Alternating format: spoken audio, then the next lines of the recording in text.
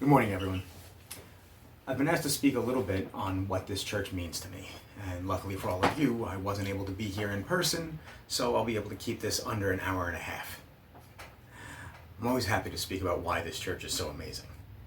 We all have different gifts to offer. For example, Carrie keeps me around specifically for my ability to make very loud announcements in front of large groups of people.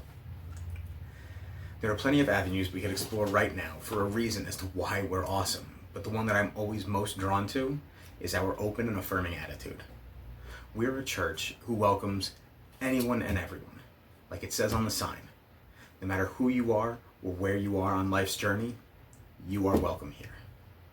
There are a lot of people who like to say that they're open-minded, but it often turns out that they're really only open-minded as long as the thing that they're being open-minded about is far removed from them.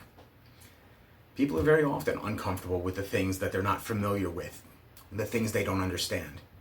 And we in this church as individuals are no different. No one wants to talk about the sad things. We want to be happy for each other. However, what makes this church and all of us different is that I think we're all truly willing to listen to each other and offer comfort in the hard times. Being open and affirming is usually targeted at minority groups, and specifically the LGBTQ community. But it can be applied in almost every other aspect of our lives as well. I think the most outstanding example of this attitude was way back when we first started coming to this church, and Susan found out that I could sing. I was given very few options for the choir. I could either sing in the loft with the choir, or I could sing in the loft with the choir. And I was grateful for the opportunity. And even though I joke about being voluntold into the choir by my loving wife and her co-conspirator Susan, it was a nice feeling that I had something to offer. It took me almost a month from when I said okay until I made it to my first rehearsal. It was the beginning of the school year, and we had a ton of stuff to do with the kids for school. The first rehearsal was after the kids' back to school night. I was late. Not a great way to make a first impression. As I walked in, ready to apologize for being late, several members of the choir turned to look at me, smiled, and said, "Oh good, you're just in time for your solo."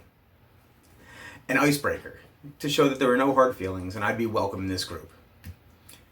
However, I don't think that anyone at that point was ready for my response of, "A solo? I couldn't possibly do that," without a spotlight. It's moments like this that stand out to me. The outpouring of love and support that Carrie and I both felt when we recently lost a very dear friend of ours. I know that I could approach anyone here and say, "I need to talk." And you would just sit and listen without needing to converse about it. Just listening and offering what we needed at that time. Or the fact that I can see my oldest child, who can be a huge pain in my butt, be welcomed into the Sunday school as a helper. Not quite a teacher yet, but someone who I've been told by several people is a person that can be trusted to do certain tasks that the teachers can't because they have to watch the children. If something is inside or downstairs, he can go get it.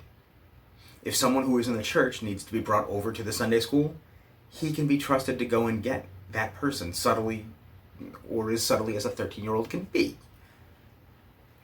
We're a place that I am proud to be part of, and I thank you all for your continued support of this church.